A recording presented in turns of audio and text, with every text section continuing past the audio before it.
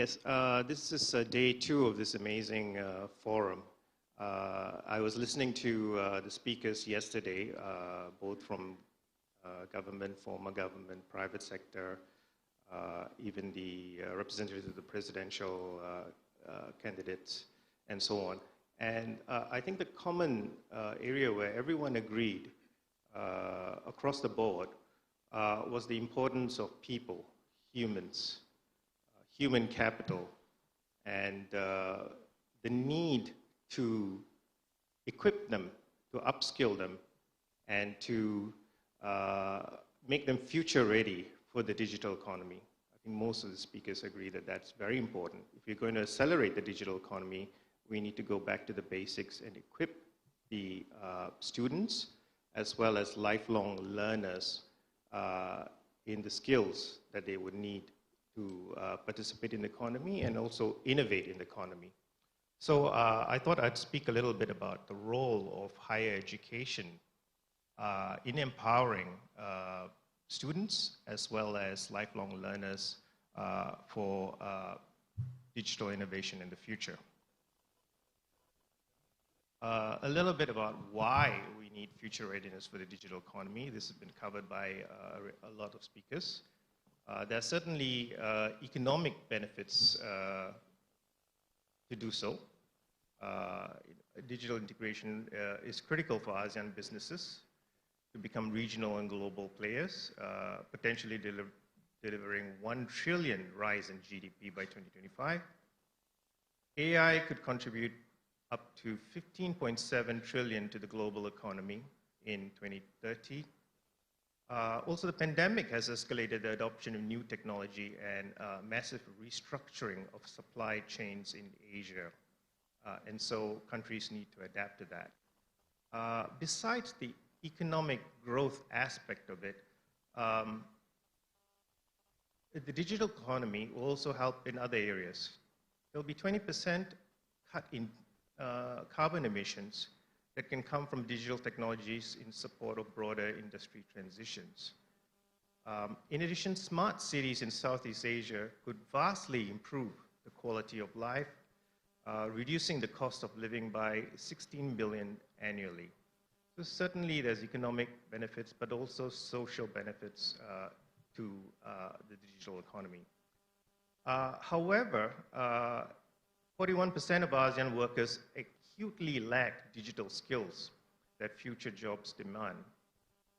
In Indonesia, digital transformation will require 9 million more digital skilled workers by 2030, equivalent to 600,000 workers per year. If you look at the picture on the right side of the screen, it shows the regions that will gain most from AI. And the regions currently expected to gain most is North America and China. Developing countries will also gain, but they will not gain as much because the take-up is not expected to be a lot. And this is because of the lack of digital skills and capacities.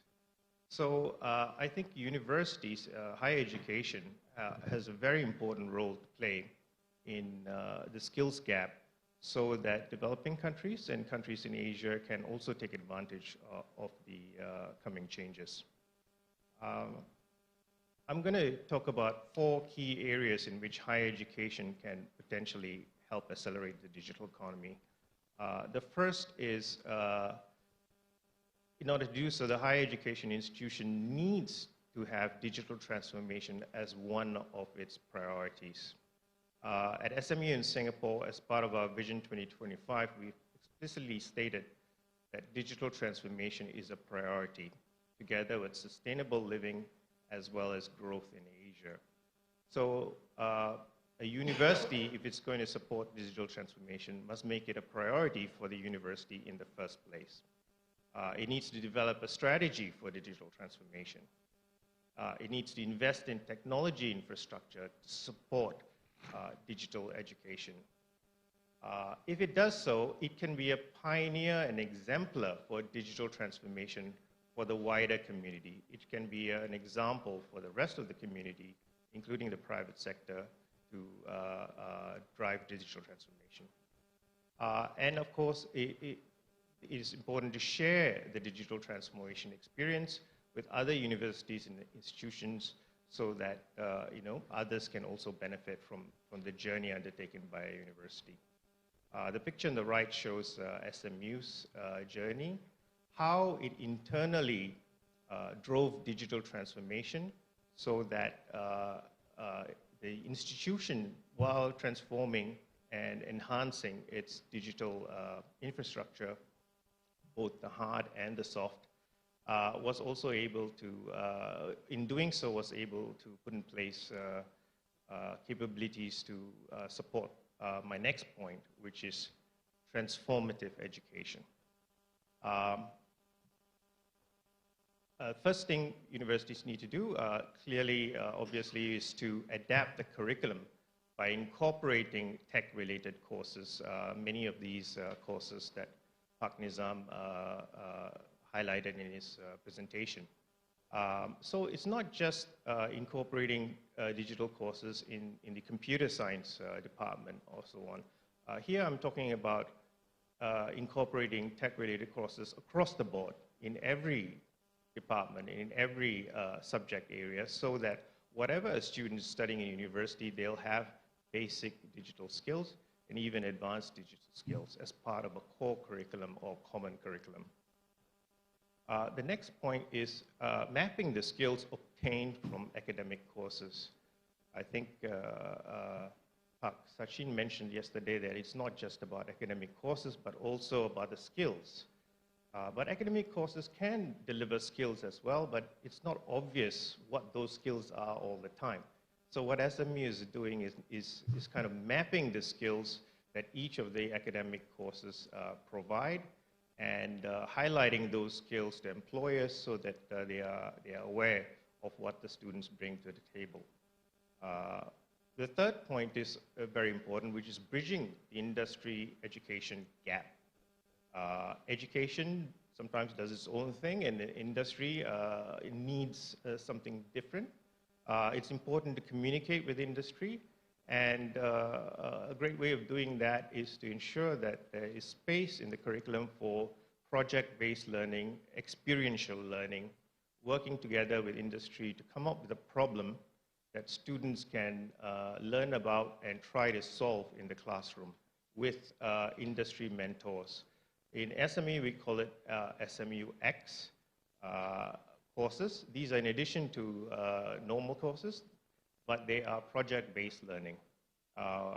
There's a faculty member, but there's also an industry connected mentor who helps the students with their projects and so on. The fourth point is to enhance the portfolio of cross-disciplinary programs. This might seem a little counterintuitive because we're talking about digital skills and digital expertise. Why would you need cross-disciplinary if that's the case? Because I think what is happening in the digital industry is moving beyond just service to experience. The future of the digital economy is going to be about customer experience, how they experience the technology, and in order to deliver excellent experience, you need to be not just proficient in the technical aspects, but also the wider community, the customer needs, and what is the best possible experience you can deliver to the customers and so on. So we are also, while we emphasize digital skills, we are also emphasizing other areas, important areas, creative areas. And SMU recently set up a College of Integrative Studies to encourage interdisciplinary education, to ensure that our students are broad-based and skilled in many, many different areas, and they bring a variety, critical thinking, and so on to the employers. Another important aspect is enhancing distinctive pedagogies and learning experiences. I think Pak Nizam mentioned about online classes, flipped classrooms, and other MOOCs and so on that can enhance the current teaching methods. We're also emphasizing the deepening of the research education nexus, so that what is taught in the classroom is not just something from a textbook from 5, 10 years ago, but up-to-date research is being translated into the teaching in the classroom. So whatever research faculty are doing, they are communicating the outcomes of that research in the teaching. Finally, developing students' meta competencies. In the past, this was known as soft skills, but we call it meta competencies now, which is skills acquired outside of the classroom. Universities are not just classroom experience. Students are doing a lot of things outside of the classroom: clubs, societies, community service, many areas in which some of them are doing leadership level activities. And this needs to be communicated to employers and so on. So what we are doing is coming up with a co-curricular transcript in addition to the academic transcript, which is not just a list of things students are doing outside of the classroom, but an assessed competency. So when students list what they have been doing, someone in the university will go through these things, assess them, and show that these students have done a lot of things outside of the classroom, which will be very, very important for the workplace as well. Global exposure, very important. Just now I mentioned that to Pak Nizam just now. Not all the expertise and resources are going to reside in Indonesia, and it's important for Indonesian students to be exposed to other countries. Singapore, Pak Gita mentioned Singapore is always eating our lunch. So why not go to Singapore and eat some lunch there too? So yes, so exchange is very important. SMUs are hosting Indonesian students as part of the ISMA program. We hope to host more Indonesian students. Another aspect, lifelong learning and career transition. It's important to keep in touch with the latest. And it's also important that some people who are going to lose jobs because of the digital economy need to reskill and need to transition into a new career. And universities have a role to play in that as well. In SMU, we have executive education for higher level training. We also have the SMU Academy. And a new development is what we call the Industry Practice Masters, which is a stackable masters. You can take short programs, and you can stack those short programs and count them together as a master's. And this is very helpful for people who are already working, who want to upskill or reskill. And I believe this is in the digital space as well. Another thing universities can do is engage and inspire pre-university students. I'm talking about high school students. If we can provide an experience for high school students to come and see what is happening in the university in the digital space, they may be inclined to come to your university and take up those courses. And that's very important, and I think universities should engage school students as far as possible. SMU is starting a new summer program for international high school students in 2024 as well. As I mentioned to Pak Nizam, we are also introducing a new summer program on digital intelligence for students. We see a global demand for these skills, and we want to be able to support that demand. And there's a list of courses on the right, which we will provide in 2024. The third point I want to mention is cutting-edge research. It is important universities are able to support research because that is usually part of a university's mandate. In addition to teaching, there is research. And it's important to support both applied as well as academic research on digital transformation. An example is on the right of your screen where Professor Pradeep has done research on leveraging AI to boost resource management. There are more examples of such research on the SMU website. Universities should also encourage research partnerships with the private and public sectors. It's not just doing research for research's sake, but if you can engage with the private sector as well as the government to see what is the priority, what needs to be researched, Further, then the universities can directly contribute to the acceleration of the digital economy.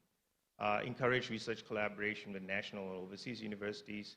Encourage student research as well. Students can do research with faculty guidance. And provide provision of expertise to private and public sectors in digital transformation. And this is also very important. Pak Nizam mentioned that knowledge transfer and commercialization of research. And finally, translation of research for better industry and public awareness. A lot of time, academic research is very technical, and they use a lot of technical language in publications for peer-reviewed publication. This is not easily understood by the public and industry. And if universities can have professional communicators, those who are skilled in social media and so on, who can translate the research into something that is much more easily understood by the wider society, it will also help to promote the kind of cutting-edge research. Okay, my final point is the importance of universities to be highly engaged to the city and the region and beyond. So universities need to engage with industry, engage with the entrepreneurial ecosystem at these levels, city, regional, international levels, because they need to not just provide education and do research, but they can be a hub for academic, industry, and public sector exchange of ideas and collaboration on the digital transformation. They can also foster innovation and be an incubator for big ideas and startups. In SMU, we have a dedicated office that looks after innovation, both from students as well as faculty, and an office that is an incubator for big ideas and startups, helping them to start up new companies and so on, and several successful companies that have been started by students that have won awards and so on. Targeted internship and mentorship programs for students in the digital sector. Universities can work with industry to have very specialized targeted internship and mentorship programs. Also, another resource that universities can leverage on is alumni. There are a lot of alumni who are already in the digital sector as well as other sectors that are key. And universities can play the role of bringing students and alumni together so that they are much more in tune to what's happening in the industry and can be much more future ready. I just wanted to say that SMU has very recently started an industry engagement office for one-stop access to the university. A lot of resources in the university. But it's all over the place, and sometimes the private sector as well as the government has trouble accessing the expertise. A one-stop industry engagement office will help to kind of connect everybody. Finally, as Pak Shoaib mentioned, SMU has established overseas centers. The first one was in Jakarta. I had the pleasure of visiting the office for the first time yesterday evening. We've also established offices in Ho Chi Minh City and Bangkok. The idea is to be gateways to Asia for both the wider Southeast Asia to engage with SMU, also for SMU to engage with wider Southeast Asia, both on teaching, research, and partnerships and collaboration. I will stop there. I have a whole host of links to useful information in SMU, so if the slides are being distributed to everyone, please feel free to click on the links for access. Thank you. Thank you, Dr. Navin Rajagobal. Thank you very much.